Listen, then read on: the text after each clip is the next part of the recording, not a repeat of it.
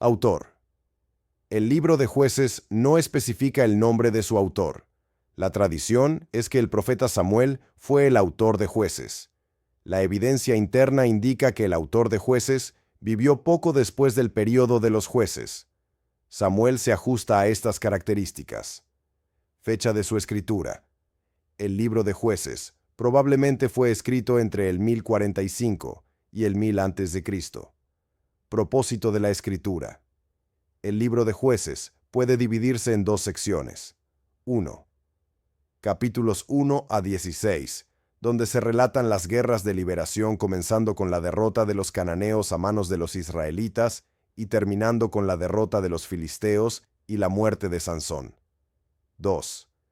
Capítulos 17 a 21, conocidos como un apéndice y sin relación con los capítulos previos.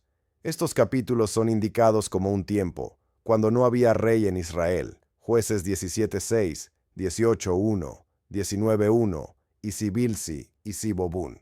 Originalmente, el libro de Ruth formaba parte del libro de Jueces, pero en el 450 después de Cristo fue separado para convertirse en un libro independiente.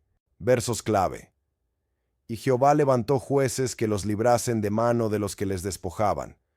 Pero tampoco oyeron a sus jueces, sino que fueron tras dioses ajenos, a los cuales adoraron. Se apartaron pronto del camino en que anduvieron sus padres, obedeciendo a los mandamientos de Jehová. Ellos no hicieron así. Jueces 2:16 a 17. Y cuando Jehová les levantaba jueces, Jehová estaba con el juez, y los libraba de mano de los enemigos todo el tiempo de aquel juez, porque Jehová era movido a misericordia por sus gemidos, a causa de los que los oprimían y afligían.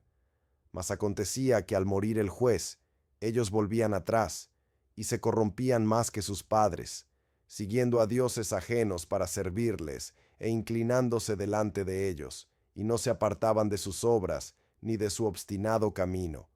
Jueces 2:18 a 19. Y los hijos de Israel respondieron a Jehová: Hemos pecado, haz tú con nosotros como bien te parezca. Solo te rogamos que nos libres en este día. Jueces 10:15.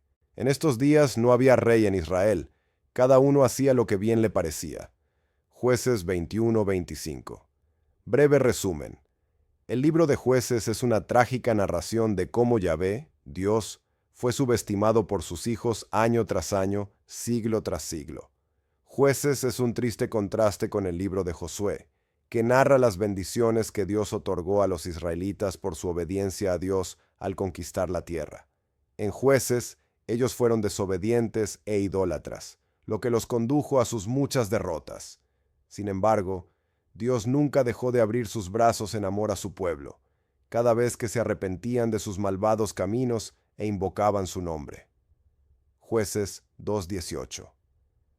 A través de 15 jueces de Israel, Dios honró su promesa a Abraham de proteger y bendecir a sus descendientes. Génesis 12:2-3. Después de la muerte de Josué y sus contemporáneos, los israelitas se volvieron a servir a Baal y a Astarot. Dios permitía que los israelitas sufrieran las consecuencias de su adoración a dioses falsos. Era entonces cuando el pueblo de Dios imploraba a Yahvé por su ayuda. Dios envió jueces a sus hijos, para que los guiaran en una vida recta. Pero vez tras vez, ellos le daban la espalda a Dios y se volvían a sus vidas de maldad. Sin embargo, guardando su parte del pacto con Abraham, Dios salvó a su pueblo de sus opresores a lo largo de los 480 años del libro de Jueces. Probablemente el más notable fue el 12º juez, Sansón, quien llegó a dirigir a los israelitas después de 40 años de cautividad bajo el gobierno de los despiadados filisteos. Sansón condujo al pueblo de Dios a la victoria sobre los filisteos, donde él perdió su propia vida después de 20 años de ser juez sobre Israel. Referencias proféticas.